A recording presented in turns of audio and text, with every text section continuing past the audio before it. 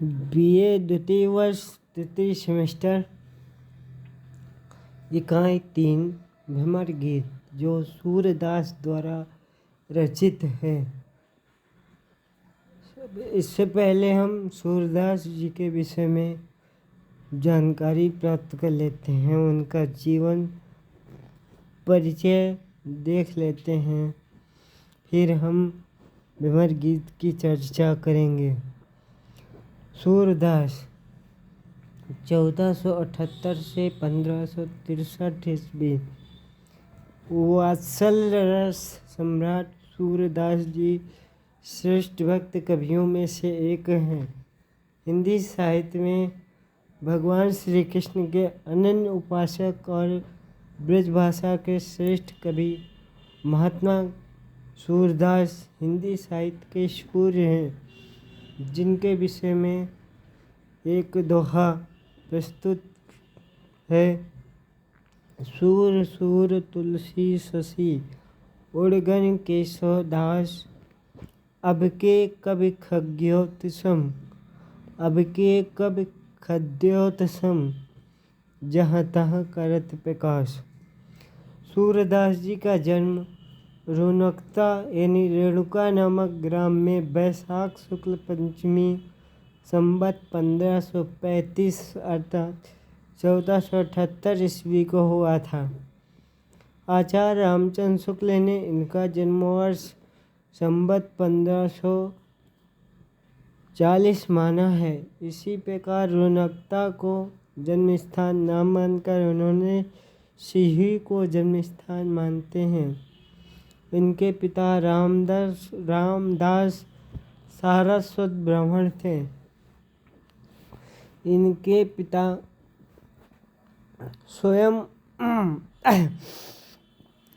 पिता रामदास स्वयं गायक थे। सूरदास जन्मांध थे या नहीं, इस विषय में मतभेद है। यानी सूरदास जन्म से अंधे थे या बाद में हुए हैं, इस विषय में विद्वान एकमत नहीं है। आचार्य हजारी प्रसाद द्विवेदी ने लिखा है, सूरदास के कुछ पदों से ये ध्वनि अवश्य निकलती है कि सूरदास अपने को जन्म का अंधा और कर्म का अभागा कहते हैं, पर सब समय इसके अक्षरार्थ को ही प्रधान नहीं मानना चाहिए। वे श्री वल्लभाचार्य के शिष्य थे। कृष्ण के अनन्य उपासक पुष्टिमार्गी संत सूरदास की मृत्यु गोवर्धन के निकट पारसौली ग्राम में संवत 1620 अर्थात 1563 ईस्वी में हुई थी। ये तो हुआ उनका जन्म परिचय। अब उनके कृतित्व यानी कृतियों पे बात करेंगे, रचनाओं पे बात करेंगे। सूरदास रचित प्रमुख 5 ग्रंथ बताए जाते हैं। पहला है सूरसागर, जो सूरदास की प्रसिद्ध रचना है, जिसमें 1.25 लाख पद संग्रहित थे, किंतु अब 7 या 8 हजार पद ही मिलते हैं। दूसरी रचना है सूरसारावली। तीसरी है साहित्य लहरी, जिसमें उनके कूट पद संग्रहित हैं। चौथी है नल दमयंती। 5वीं है ब्याहलो।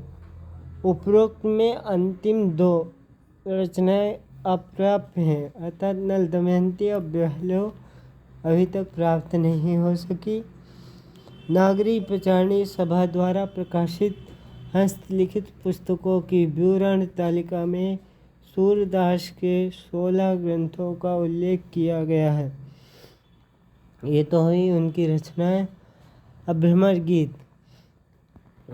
गीत के विषय में थोड़ी सी जानकारी प्राप्त कर लें, उसके बाद हम भ्रमर गीत के पद पढ़ेंगे, जो कि आपके पाठ्यक्रम में 1 से 10 तक दिए गए हैं। सूरसागर में भ्रमर गीत प्रसंग अत्यधिक महत्वपूर्ण है। जिसे आचार्य रामचंद्र शुक्ल ने सूर्य सागर का सबसे मर्मस्पर्शी और वाग् वैदग्ध्यपूर्ण अंश स्वीकार किया है। भ्रमर गीत की भाषा जो है वो ब्रज भाषा है और इसमें वियोग श्रृंगार यानी विप्लव श्रृंगार का प्रयोग किया गया है। भ्रमर गीत का पहला पद पढ़िएगा। श्री कृष्ण का वचन उद्धव के प्रति। जब गोकुल से मथुरा चले जाते हैं श्री कृष्ण, तो उन्हें भी गोकुल की अत्यधिक याद आती है और वे एक समय उद्धव से कहते हैं, उद्धव उनके बाल सखा भी थे और संदेश वाहक भी थे, तो कहते हैं कि जब तुम गोकुल जाना तो क्या करना और किस प्रकार का व्यवहार करना, वो इस छंद में बताया गया है। पहले कर पर नाम नंद सो समास चार सब दीजो, और वहाँ वृषभानु गोप सो जाय सकल सुध लीजो। श्री दामा आदिक सब ग्वालन मेरे हुतो भेटियो, सुख संदेश सुनाए हमारो गोपिन को दुख मेटियो। मंत्री एक बन बसत हमारो, ताय मिले सच पाइयो, सावधान है मेरे हुतो ताहि माथ नवाइयो। परम सुंदर परम किशोर वैक्रम, चंचल नयन विशाल, कर मुरली सिर मोर पंख, पीताम्बर उर वनमाल। जन डरियो तुम सघन वनन में, ब्रज देवी रखवार, वृंदावन सो बसत निरंतर, कबहू न होत निनार। उद्धव प्रति सब कही श्याम जू, अपने मन की प्रीति, सूरदास कृपा कर पठे, यह सकल ब्रजरीत। इस पद में सूरदास जी ने लिखा है कि भगवान कृष्ण उद्धव से कहते हैं कि जब तुम ब्रज धाम में जाना तो किस प्रकार व्यवहार करना, किस प्रकार वहाँ जाकर तुम्हें क्या क्या करना है, ये सब इस पद में कहा गया है। दूसरा पद देखिए। कहियो नंद कठोर भयो। दूसरे पद में भगवान श्री कृष्ण उद्धव से कहते हैं कि नंद बाबा से कहना, मेरा उल्हाना देना कि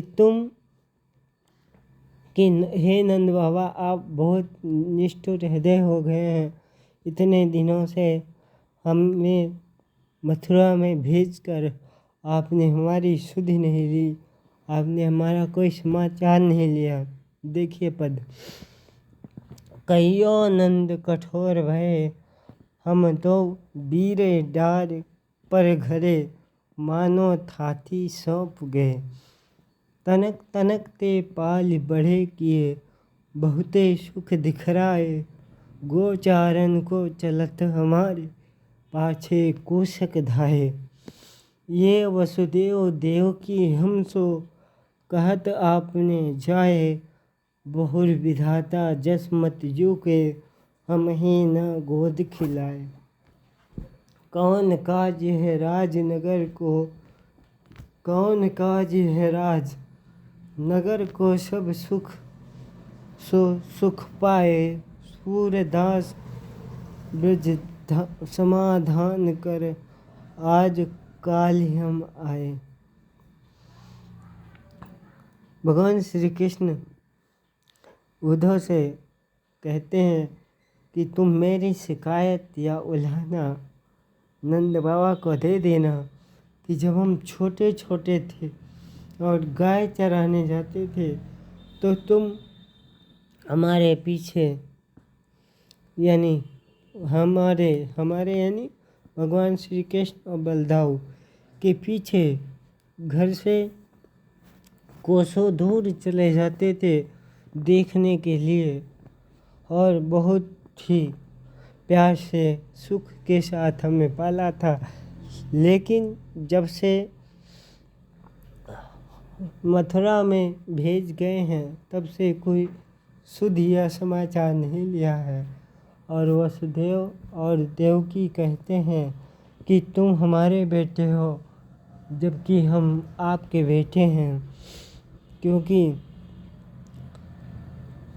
यशोदा माँ ने हमें अपनी गोद में खिलाया है, हमें वो सुख दिया है जो राजमहल में भी प्राप्त नहीं होता अथवा नगर में भी प्राप्त नहीं होता। वह सुख ब्रजधाम में प्राप्त हुआ है। तीसरा पद देखिए।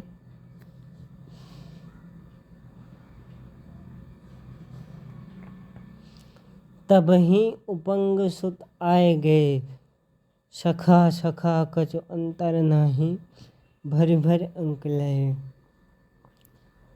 तीसरे पद में उद्धव यानी उपंग सुत अर्थात उद्धव के ब्रजधाम में आने का वर्णन किया गया है। अर्थात जब ब्रजधाम में उद्धव पहुँचते हैं तब ब्रजवासी मान लेते हैं कि श्याम सुंदर ही आ गए हैं, क्योंकि उद्धव और कृष्ण के बीच में उनके शरीर और रंग में कोई अंतर नहीं दिखाई देता है। आइए तीसरे पद में देखते हैं। तब ही उपंग सुत आए गए, सखा सखा कर अंतर नाही, भर भर अंक लय। अति सुंदर तन श्याम सरी को, देखत हरि पछताने।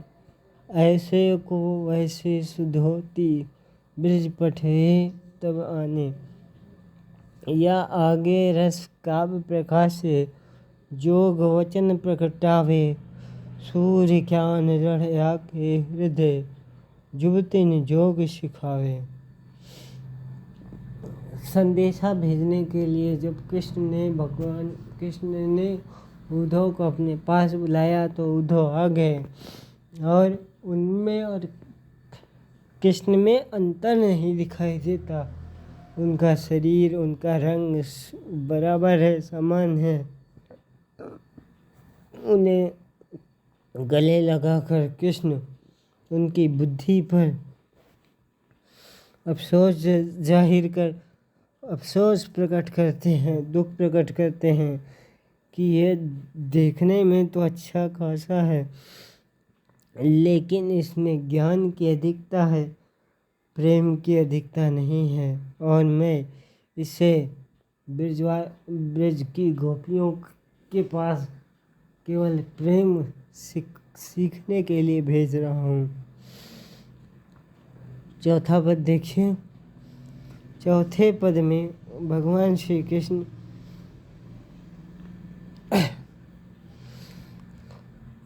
गोकुल के विषय में उद्धव से कहते हैं कि गोकुल से कितना प्रेम है उन्हें और किस प्रकार वो गोकुल को याद करते हैं। हर गोकुल की प्रीत चलाही, सुनो उपंग सुत मोहि न बिसरत, ब्रजवासी सुखदाई। याचित होत जाऊँ मैं अबहीं, यहाँ नहीं मन लागत। गोप सुग्वाल गाय बंचारत, अत दुख पायो त्यागत। कह माखन चोरी कह जसमति, पूत जेव कर प्रेम। सूर श्याम के वचन सहित सुन, व्यापद आपन ने। भगवान कृष्ण कहते हैं कि गोकुल का सुख मुझे भूलता नहीं, बिसरता नहीं है और ऐसा मन में होता है कि अभी मैं चला जाऊं यहाँ अर्थात मथुरा में मेरा मन नहीं लगता है। गोकुल में हम ग्वालों के संग गाय चराते थे, तरह तरह के खेल खेलते थे माखन चोरी करते थे। हमें माँ यशोदा प्रेम पूर्वक खाना खिलाती थी। उस प्रेम के आगे ये वैभव बेकार है।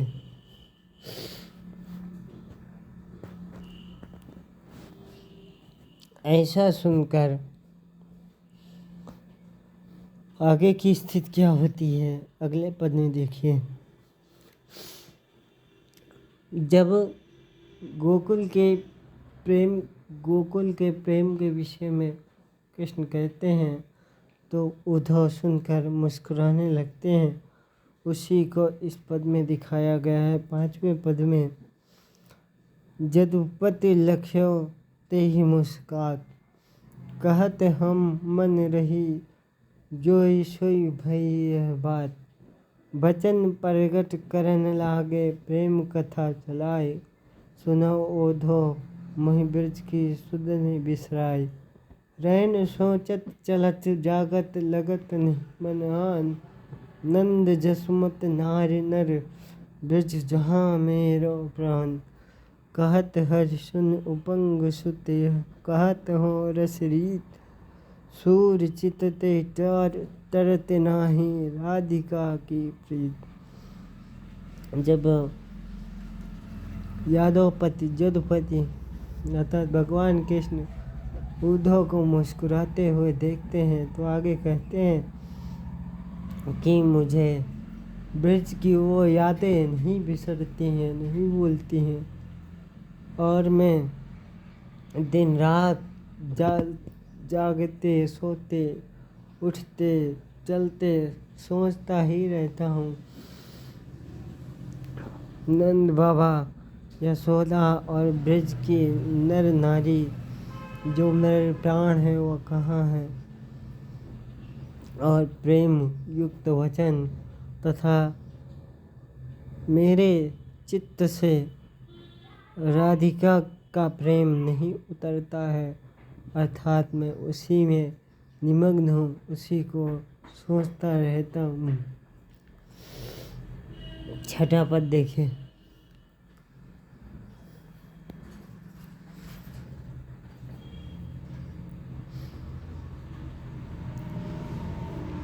छठे पद में भगवान कृष्ण उद्धव से फिर कहते हैं कि मैं ब्रज की किन किन बातों को याद करता हूँ और क्या क्या मैं अनुभव करता हूँ। देखिएगा 6वां पद। सखा सुनो मेरी एक बात, वह लता गन संग गोपिन सुध करत पछतात। कहाँ वह वृषभानु तनया परम सुंदर गात, सुरत आए रास रस की अधिक जे अकलात। सदा हित यह रहत नाही सकल मिथ्या जात, सूर सुनो मोसो एक ही सोनाथ। सूरदास जी कहते हैं कि भगवान श्री कृष्ण अपने सखा यानी उद्धव से कहते हैं मेरी एक बात सुनो। मैं उन यादों में खो जाता हूँ और पछताने लगता हूँ जब लताओं के कुंजों में, लताओं की गलियों में गोपियों के संग रास रचाया करता था और वृषभानु की तनया अर्थात राधिका का सुंदर शरीर अब देखने को नहीं मिलता है। उस रास रस की यानी रास प्रेम की याद मुझे आती है तो मैं अकला उठता हूँ और आपको मैं ये निश्चित करके बता रहा हूँ कि उस प्रेम के आगे सब कुछ झूठा लगता है। 7वां पद देखिए। उद्धव यह मन निश्चय जानो, मन क्रम बच में तुम्हें पठावत, ब्रज को तुरंत पठानो।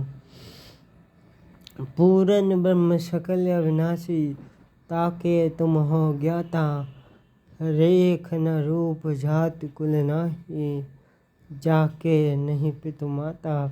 यह मत दय गोपिन कहु आवहु, बिरह नदी में भासत, सूर तुरत यह जाय कहो तुम, ब्रह्म बिना नहीं आसत। सूरदास जी कहते हैं कि भगवान श्री कृष्ण उद्धव से कहते हैं कि तुम निर्गुण ब्रह्म की उपासना उन गोपियों को सिखाओ जो विरह रूपी नदी में दिन रात बुड़ती हैं, डूबती हैं और उतराती हैं। उस ब्रह्म के विषय में उन्हें बताओ जो अविनाशी है, जिसका विनाश नहीं हो सकता, जिसका रूप नहीं है, जिसका कुल नहीं है, जिसके माता पिता नहीं है, वो पूर्ण ब्रह्म है। ऐसे पूर्ण ब्रह्म की उपासना गोपियों को सिखा कर आओ। 8वां पद देखिए। उद्धव बेग ही ब्रज जाहु, सुरत संदेश सुनाए मेटो, बल्लभिन को दाहु, काम पावक तूल में तन बिरह श्वास समीर, भसम नाही हो न पावत लोचनन के नीर। आ जाओ लो यह भात हुई है, कछुक सजग शरीर, इते पर बिनु समाधाने क्यों धरे धीर। कहो कहा बनाए तुम सो सखा साधु प्रवीण, सूर सुमत विचारिए क्यों जिए जल बिनु मीन। सूरदास जी कहते हैं कि भगवान श्री कृष्ण आगे उद्धव से कहते हैं कि तुम जल्दी से ब्रजभूमि में जाओ और संदेश सुनाकर उन गोपियों को, उनके दाह को मिटाओ, उनकी जलन को मिटाओ, जो काम रूपी अग्नि में, कामाग्नि में जल रहे हैं और जो भस्म इसलिए नहीं हो रहे क्योंकि उनके आँखों से पानी निकल रहा है, नीर निकल रहा, अश्रु निकल रहे हैं और उनके शंका का समाधान करके उन्हें धैर्य धारण करने को कहो, क्योंकि तुम हे सखा साधु हो और बुद्धि प्रवीण भी हो, इसलिए उन्हें समझाओ जाकर। 9वां पद देखिए। पथिक संदेश कहियो जाए, आवेंगे हम दोनों भैया, मैया जन अकुलाल। या को बिलग बहुत हम मानो, सो कही पठयो धाय, कहलो कीत मनाई तुमरे, बड़ो क्यों पे प्याय। कहियो जाय नंद बाबा सो, अरु गही पकड़े पाए, दो दुखी होन नहीं पावे, धूमर धौर धौरी गाय। यद्यप मथुरा विभव बहुत है, तुम बिन कछु न सुहाय, सूरदास ब्रजवासी लोगन, भेटत हृदय जुड़ाए। भगवान श्री कृष्ण की प्रेम दशा का वर्णन करते हुए सूरदास जी कहते हैं कि कृष्ण भगवान उद्धव से कहने लगे कि हे पथिक, ऐसा, हे यात्री, हे सखा, हे उद्धव, तुम नंद बाबा और यशोदा के पास जाकर हमारा यह संदेश कह देना कि हम दोनों भाई अर्थात कृष्ण और बलराम आएंगे। मैं हे माता अकुलाना मत, व्याकुल मत होना, क्योंकि तुमसे हम बहुत दिनों तक अलग नहीं रह सकते और तुमने हमारी जो जीवन यात्रा या जीवन को संवारा है वो अकथनीय है। जब छोटे छोटे थे तब तुमने अपना दूध पिलाया है और नंद बाबा हमें खाना खिलाने के लिए पकड़ते थे।